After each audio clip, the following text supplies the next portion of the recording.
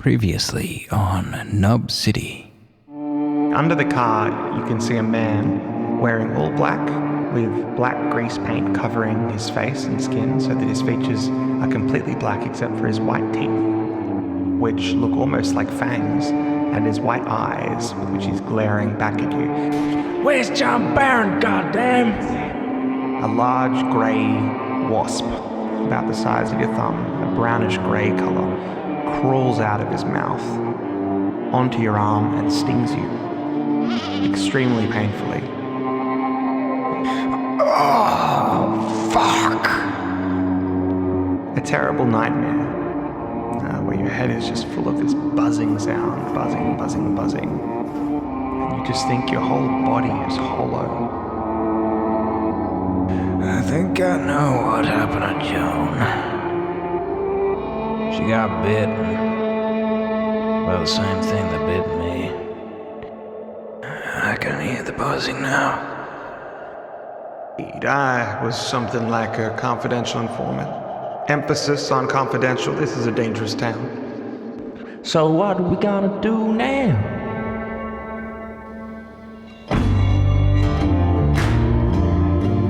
Now, listen. I was granted immunity, allowed to keep my insurance payout by your friend Jane here if I gave information that would lead to the, let's say, reconciliation of certain wrongfully paid loans. I'm quite happy to share all I know, and I was with Joan before her unfortunate disappearance. Thank you for paying my fare. It all began, this idea, what you so affectionately term the Nub Club in your profession. It began, as these things often do. We were down at the Thirsty Turtle, local watering hole. We used to play the $1 Million game. You ever play the $1 Million game? What would you do for $1 million? I've heard of the game. Never played it myself. Well, I would say, would you kiss your sister? Of course, being Vernon, Florida, everybody agreed the going rate was much lower. That's a little joke I like to say, but you know how the game works. Would you do this? Would you do that? $1 million. What's your price? How about would you chop off an arm? $1 million? Oh, yeah. 2 arms? Oh, no, not 2 arms. Arm and a leg, then. Arm and a leg for $1 million? Well, yeah, I'll do it right now. We were joking around one night. Next day, would you believe it? One of the boys comes in and says, "You won't believe what I discovered. A life insurance policy pays you as though you were dead if you lose an arm and a leg, 2 arms or 2 legs." Well, needless to say, what began as a simple game became a fairly serious idea quite quickly. Now, it started with a friend of mine, Tim Erickson, driving out into the woods with a shotgun, and after blowing his hand off and blowing his leg off from below the knee, had to be left hand, right leg, you see. That way he can hold a crutch on the correct side. And now, after my friend Tim Erickson done blown his hand off and blown his leg off, he spun a story. Made sure to drive a car that day with an automatic transmission, mind you, so that he could get it home. Had to borrow it from a friend. Only 2 or 3 cars in this town before this whole thing started with automatic transmissions. Now, hardly see a manual car if you look for it. Now he got home, told us all he'd been out shooting turkeys. Saw one of them ran past his leg, fired his gun down to hit it and blew his leg off. Then as he fell to the ground, accidentally discharged his second shot and blew the hand off. How a man would manage in one fell swoop to blow off his hand and his leg is anybody's guess. But it were the first incident, and it seemed probable enough. caught on, he was paid $80,000. $80,000. Can you believe that? That amount of money in this town? Why? He bought himself a nice new car, fixed up his house, likely never work again in his life. A lot of money to a man who had to hunt his own food up to that point. And the trend caught on. The trend caught on. And it got a little weird.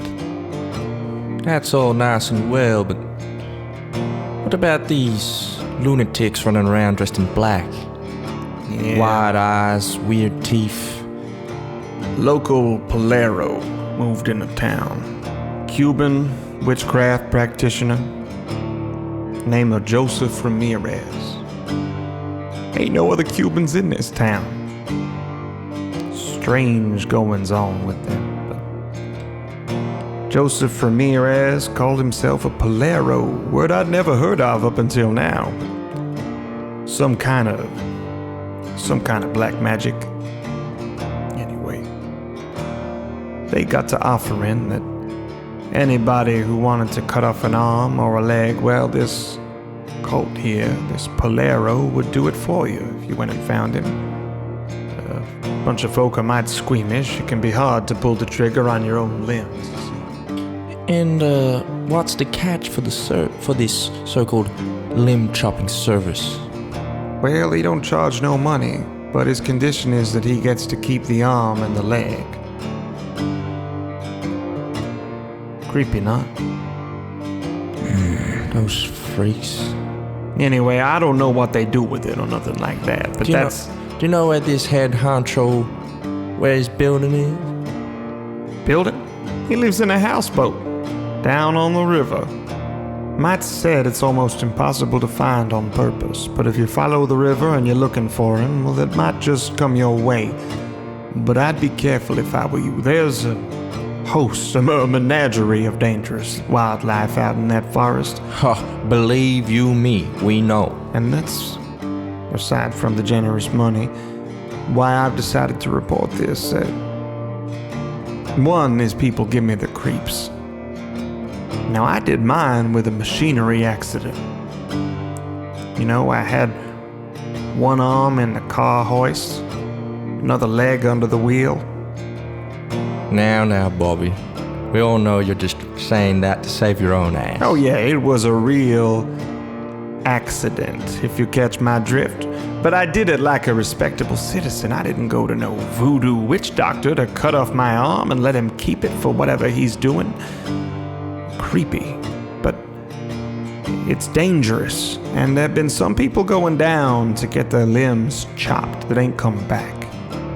I think there's a murder at play. And not all of them, mind you. Plenty of people go down, see them, seem to come back in one admittedly reduced piece. But I think that there's something else going on, or at least some others getting killed by bears and lions and God knows what in that woods.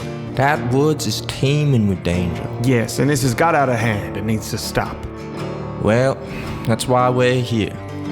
And another thing, as I point towards Baron's arm, you ever seen anything like that around these parts? Got bitten by a wasp, the size of my thumb. I saw it in the woods carrying 2 bloody rats. His face goes a bit cold.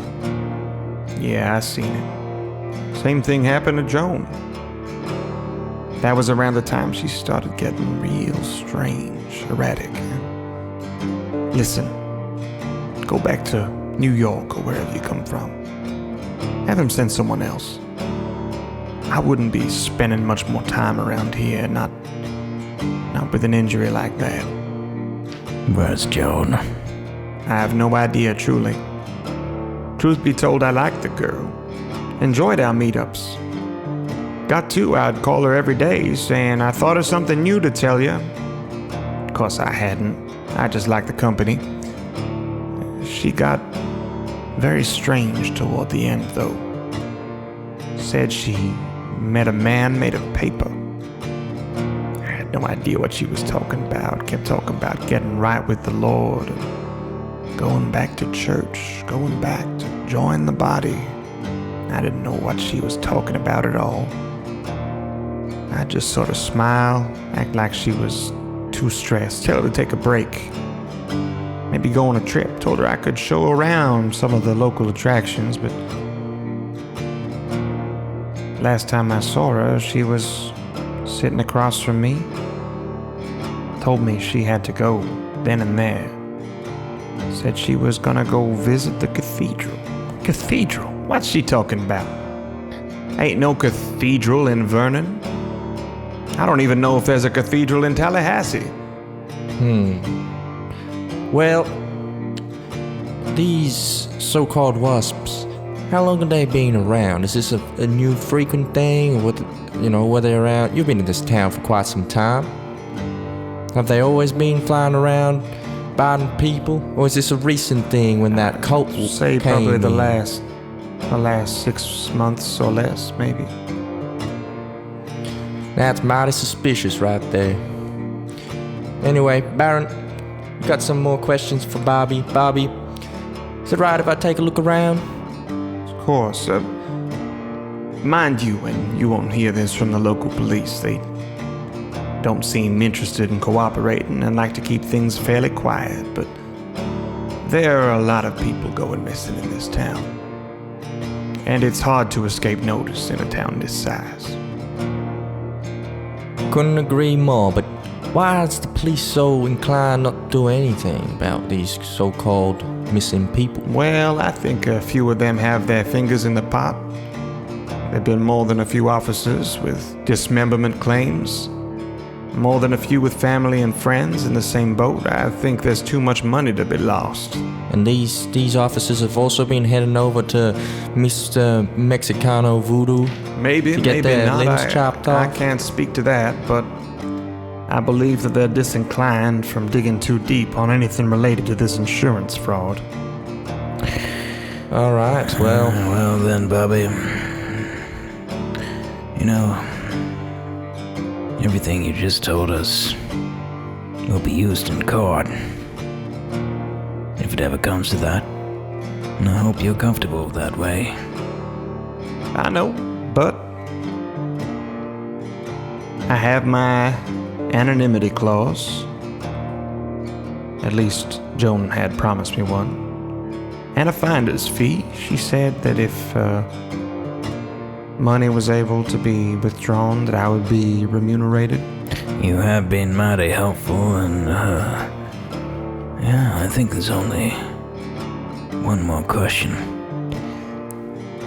What happened to the Jeep? Oh, that? Let's just say it's pretty hard to drive with one leg and one arm. All right, well, I'm gonna have a look around. Okay, as you do that, can you give me a spot hidden? Okay. 53. Okay, you see, as you turn around, in the window frame, a man covered in black grease paint, like you saw last night, just looking at you through the window with his eyes bulging wide open and his teeth bared angrily. Shoot him. He, as soon as you see him, he smashes the glass with his fist and sprints. Damn! That's the man. That's them. Can I run for the door? As you do, your leg sparks with pain. I'm gonna go to the window and try and pop off a shot. Okay, by the time you get to the window, he's already rounded the corner. You just see, like the bottom of a shoe and the faintest of noise. What a frightening sight, though, this figure painted in charcoal black with long dark hair and all black suit. That's exactly what the man looked like who shot at me out front of church. Well, yeah, they all look like that. I could smell him. That was the The one. grease paint conceals That was the the features. one. I know. I smell that man. I can always smell. Maybe it was. Everybody knows the look of the man that's gonna kill him. Well, Mason, let's get out of here.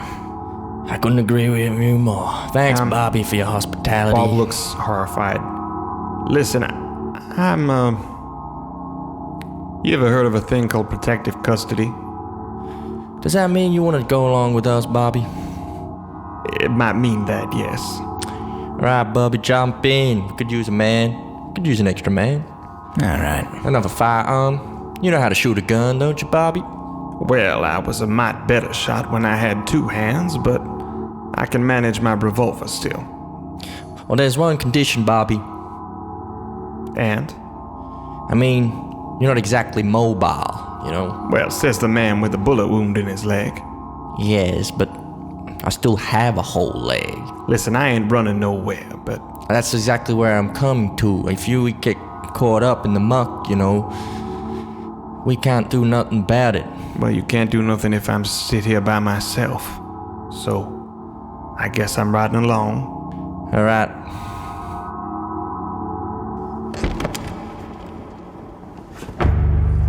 Sitting in the car. Well,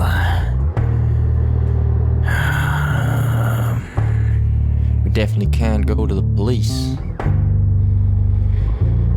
They're in on it. They've been taking cut of the money for themselves, I'm sure. yeah, well, not the local police. Can't say I blame them, though. Don't you have any sense of moral dignity? Yes, but living in Florida can be tough, you know. If you got mouths to feed, got a family, you can't expect everyone to just have the perfect moral compass when they're living on the streets. Officers hardly living on the streets. But I take your point. Anyway, I think I almost got enough. Well, for my insurance claim, but I think this is gonna be a lot bigger than just, well, a company issue. Well, we need a little bit more information to solidify this claim, especially if you want it to hold up in court. I think I could do it with what I got, but I guess the one thing keeping me here now is Joan.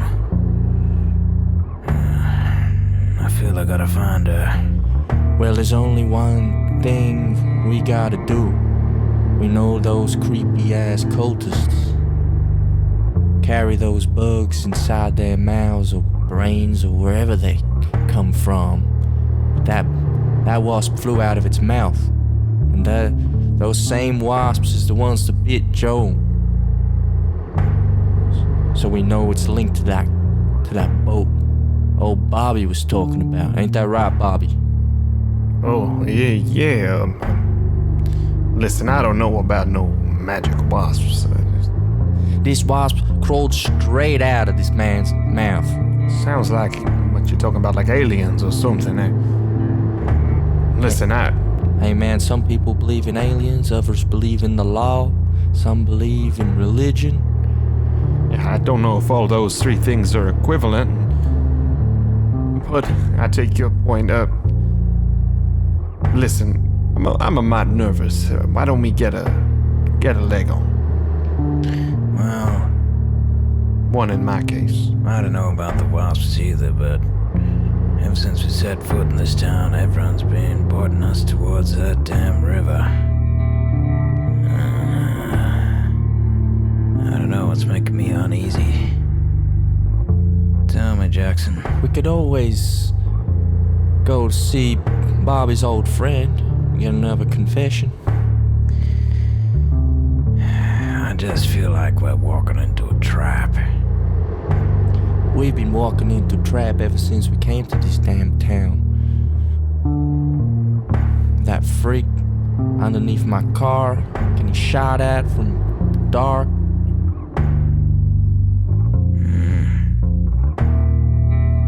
Well,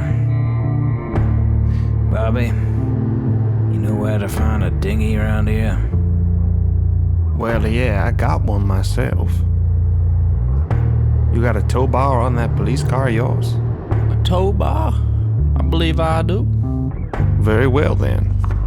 He leads you out back, and he's got a, pretty decent quality metal dinghy. You also see a jet ski.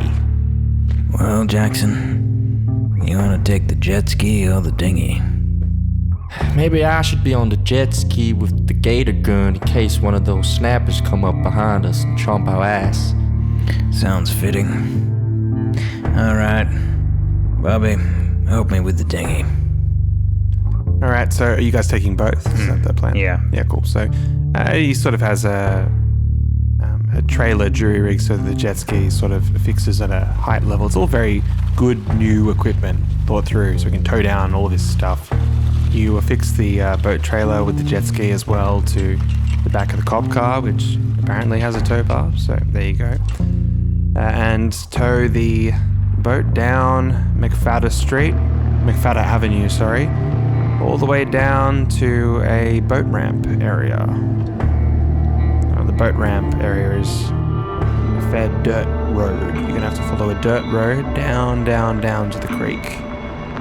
As you drive, it's unsettling, particularly for Baron. You have the feeling that something is watching you, and the hollowness in your arm just seems harrowingly real. You think you can feel, something crawling inside it, maybe. Like, as you move your arm, it tinkles around like an empty can of paint with the rattle ball inside it. I try not to focus on it, taking small comfort from the rolled up white bread that I ingest. You arrive at the bottom of the boat ramp and get out to a fix. And looking down one direction of the river, you think you see something like a rickety houseboat putting out black smoke from a chimney, floating just at the edge of your vision. Bobby? Well, Bobby, that's gotta be the boat that you described. Yeah, it could be. Yeah. I'm a bit torn here.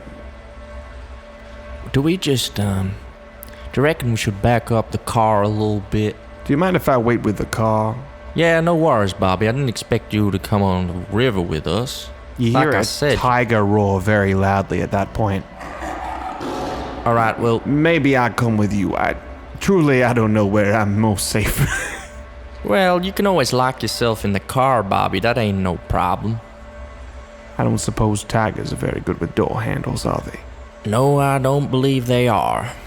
Well, Bobby gets in the car. Can I use your shotgun? No.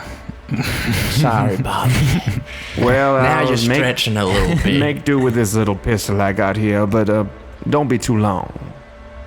I'm gonna take my suitcase with me. Yeah, just have my revolver. You've got your guns slung I've got over my your back. revolver. I'm gonna put the gator gun on my back. And I'm going to bring my handcuffs, my hat, my badge, and a packet of matches. All right. So we put the engines on very low. Well, jet ski is pretty noisy generally, but The lowest setting. yeah, okay. Well, we're just gonna dismount it in the water for Look, now. there are boats on the river, always, but you won't be able to sneak up. As you float up around the bend, get a nice shot of the boat, you realize that as soon as you can see them, they can see you. I pull out my binoculars. They have someone on watch looking back toward. Now, you don't need binoculars to see your boat's approaching. And you can see standing on the rear of the boat, which is quite large houseboat, rickety. Looks like a rickety, like, witch's hut built onto a pontoon. It's very creepy. Looking back, standing on the rear of it, is one of the figures that had the black grease paint on, but you can see his black grease paint's been smeared off. He's white. He has, dark brown hair. And he's holding an AK-47 assault rifle. But he beckons you to come. onto the boat. You're a bit far away. As we float down, Jackson, you ever heard of Silas Praxis? I don't know, Baron. I think that's a little bit out of my prison. Type of spider. Ah, It interests me. It's predatory and sits at the base of a flower and waits. Weaves its web right around that nectar center. Sits there for the bees to come down. When they do, get stuck in that tangled web. It crawls out over the petals of the flower, and you know what it does? It just stands there and waits for that bee to shake itself to death. As I said, Jackson, I think we're falling into a trap, but I can't see any other way. well, Baron, it's clear to me that you definitely had a very dark past. Or you watched Discovery Channel one too many times. But I see your point. We can't just walk straight into the web. One of us, maybe I should Well, speed up on ahead. one of us has to go in, and I think we need an easy way out. If you could idle outside, I could go in, or vice versa. I reckon Then if any shit goes down, one of us could just jump on the back of the jet ski and... well, I guess they do have AKs. Actually, do police officers have A radio? radio then? They did. didn't they? It's You the would in your 80s. car. Yeah, you'd have a portable radio. Why not? Can I give him one? So that we can talk? Yeah, I'll give Or- you guys. You guys can have shortwave radios. That's cool. Okay. Here, Baron, take one of these. Just let me know, and I'll come in guns blazing. Who's going ahead? I'm gonna jet ski up ahead past him, Okay. and then I think he's going onto the boat. Now, as soon as you overtake him, about 10 seconds pass as you putter, and then on the left bank, opposite bank from where you came in of the river, you see standing on the shoreline a man who looks like he's completely made of grey, husky, pulpy cardboard maybe, or like a pulpy grey husky paper. Paper man. His whole body is made of this strange substance. He's not wearing any clothes, but he has no distinct features. He's just the rough, husky outline of a man. His eye sockets and mouth are completely hollow, fixed in the expression of a scream, and he gestures you to come ashore. I'll radio to Jackson. You seeing that too, or is that just my mind falling to bits? Baron, I'm getting nothing here on my end. I can't see nothing. Oh, don't worry about it then. So He seems pleading with you to come onto the shore. he's on the one side, and on the other side is the houseboat. The houseboat's on the river. On the so He's on the bank. he's on the Yeah, he's bank, on the and bank of then the river. the houseboat's on the river, Up and ahead. they're beckoning Houseboat's to up me ahead. too. Yep. I go towards the paper man. Okay. I don't think you notice just yet, Mason. But you go toward the paper man, and as you slide your boat into the sandy bank and get out of the boat, he starts walking off into the jungle, beckoning you to follow him. Now you come back here. I'm not following you down there. I got other business. He beckons you, looking at you with his face locked in a scream. You gotta get right. Come on, Baron. It's time for you to get real. Baron turns and runs towards the dinghy. Okay. Jumps in and jets away, not looking over his shoulder. No paper man for you. No. Okay. A radio in. Jackson, you there? Baron, I'm here. I hear you loud and clear. I think I'm finally losing my shit. What's going on? You sound like you just seen a ghost. The gray man, paper man, empty eyes, and it was Joan. Are you sure? Well, I know what I saw. Don't know if it was really there or not. Well, that can't be right, can it? What do it look like? I look over behind my shoulder. Is he still there? Yeah. Beckoning you to come ashore again. Still there. He's beckoning me. Now listen here, Baron. You gotta keep hold of your sanity here, alright? You gotta work with me. Your arm and shoulder feel completely empty and hollow, and that feeling seems to be spreading over your body. You can't follow that man. You can't. You just can't do it. Remember what the plan, the mission. Alright then, Jackson. I think this venom is spreading down my left side. Now, you still have full motor control, keep in mind. You can use your body like normal, but you feel very protective. Like your skin is as weak as a shell. Better be careful. Better be careful. Now, you have come right up on the houseboat now. Yep. They gesture you to pull in and they'll tie up your jet ski. Alright. I'm gonna board. Okay, they throw a rope and tie it around your handlebars. You climb aboard and they welcome you.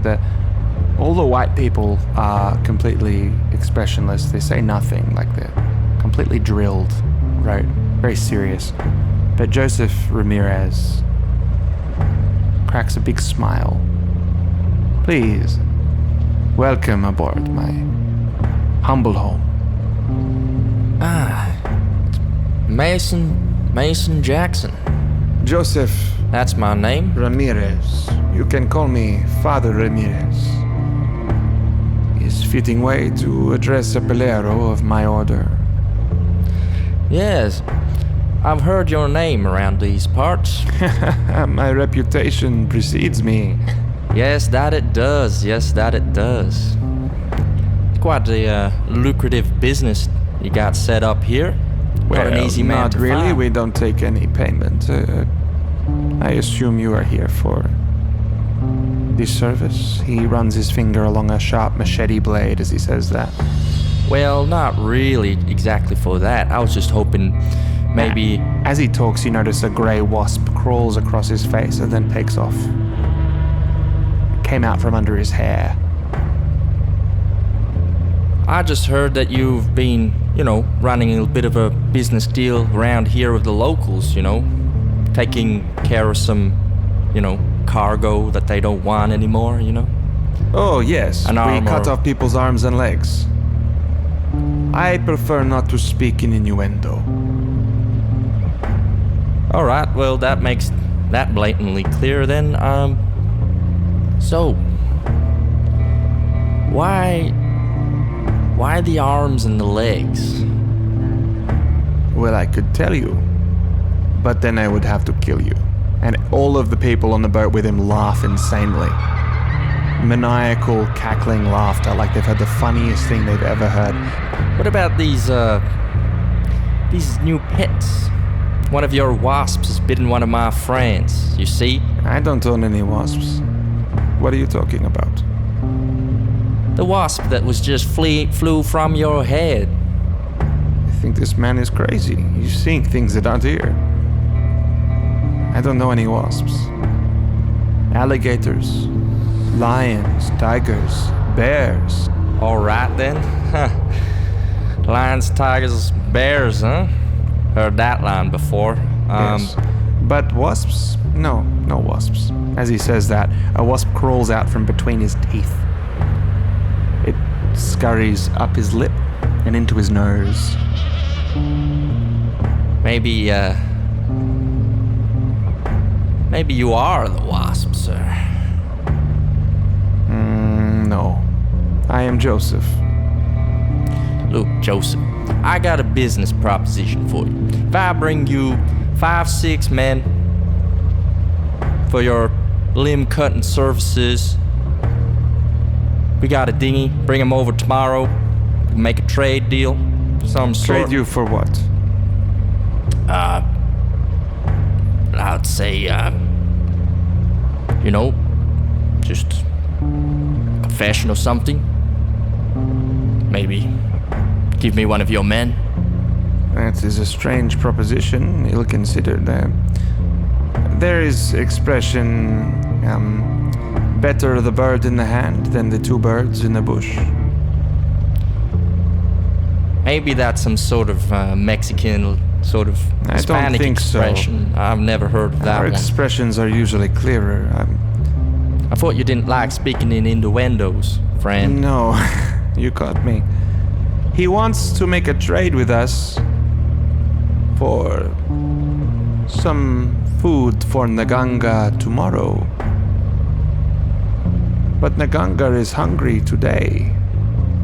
Well, what about today then? What about this evening? It is evening. Two of them grab you from behind. Ah, shit. Now, what are you up to? I'm coming. Well, I'm on my way. On the dinghy. I've turned the engine off. I've been watching through my binoculars. They're definitely watching you though. Like you can't really. It's not dark. Right. You can't sneak up on people on a river. So, at this stage, my options are go and die with you, or go and die with the grey man.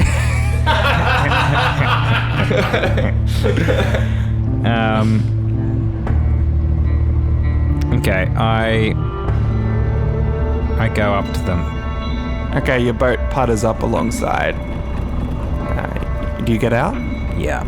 Okay, one of them waves over, and you can see they're holding Mason, restraining him as you step aboard. Ah, friend. Joseph? You know my name.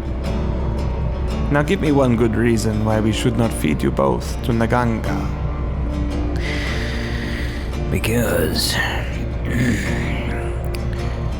if Jackson and I do not return to Vernon in the next 2 hours, then a whole squad of federal police is gonna descend upon this boat. I'm willing to wager that if I let you go back and talk to them, a whole squad of federal police will descend upon this boat all the same, no? I think I will take my risks. You can, but it's a big risk to take. I already tried to strike a deal with the man. Look, you could have 4 limbs. But if I bring shut up, like Jackson. I said, we could bring you a boat with people. You're only could have making this 6. situation worse, please. You could have a boat full of people. You could have 6 limbs for. Look how who freely got you. your friend trades in flesh. He's not my friend, he's just a... Fuck you, Jackson. Listen. I've called the feds. They're gonna be on their way down here if I don't report back. Well, then we better deal with you quickly. Boys, Hold on. Vaminos! The motor picks up. They cut the tie on your boat and jet ski, leaving them to drift away as the boat starts to move down the river at pace. Joseph, why the self-assurance? Self-assurance? I am invincible. He looks at you. His eyes are completely mad. No policeman can see me. Look, I'm invisible. Why don't we just test that theory then, and I'm gonna shoot him. Your arms are restrained. Aw. But mine aren't. Wait, can I... That's true, you're not restrained. As he says that, I'll shoot him. Alright, what I'm gonna need you to do is give me a firearms check. Your firearms stat is 50. Mm-hmm. And I'm going to need a hard success for you to do it quickly enough to get a clean shot, a regular success to get a crappy glancing shot. All right, this is a game-making roll. Let's see. 20. That's a hard success. Yes. Before he notices you looking very gaunt and not like you were the dangerous one, whip a gun up, draw up and blow the back of his head out, sending Joseph Ramirez tumbling to the ground as wasps spill from his skull. As soon as he dies, the followers grab their heads and fall to their knees screaming. I'm going to give you a turn to act, Mason. I'm gonna throw him overboard. You throw one of them overboard? Yeah. And as soon as he does, an alligator, huge alligator, lifts up out of the water and snaps him down to the darkness. Another one grabs a machete knife. So I'm going to say there are, after you've thrown one off and shot Joseph, there are two left, a man and a woman. The man grabs a machete knife, and the woman springs to her feet and pulls out a knife out of her pocket. God damn. Now, the man with the machete knife is going to grapple with you, Mason. Can you roll brawl with me? Yes. 28. All right, 94 over here. So you easily outmaneuver. So he's swung in a machete, and you've got a hold of him. Do you want to throw him into the water? Or? Yes, I'll just clothesline. Throw him into the water. Now there is a swarm of gators amassing behind the boat, almost as though they knew to be there. Yeah. I think that they probably get regular feedings from this lot. The alligators are swarming in the water behind you, snapping apart as this man screams, splashes, and goes under very quickly. He's grabbed the jaws around his head, and you see the alligator starting to roll as it takes him under the water. The woman with the pocket knife darts toward Baron. There's one more, Baron. I raise my pistol at her, pause for a moment, see the mad look in her eyes, and realize, I just need to pull the trigger, which I do. 30. Okay, well, she manages to fight past you, and with her arm, with her knife hand, slices at your hollow arm. And as she does, the skin tears and gives, and your arm crumples. It cuts it open, and inside, dust puffs out, and you can see your arm truly was hollow. I stare down in absolute terror. Can you now give me a sanity test, assuming that you have 40 sanity? 99. That's a terrible, terrible failure. Holy no. You have a manic episode and lose all physical control of your body. You're driven along by a horrible compulsion to get real, get right. You've got to fix the emptiness you feel inside. Well, I guess there's only one place I'm going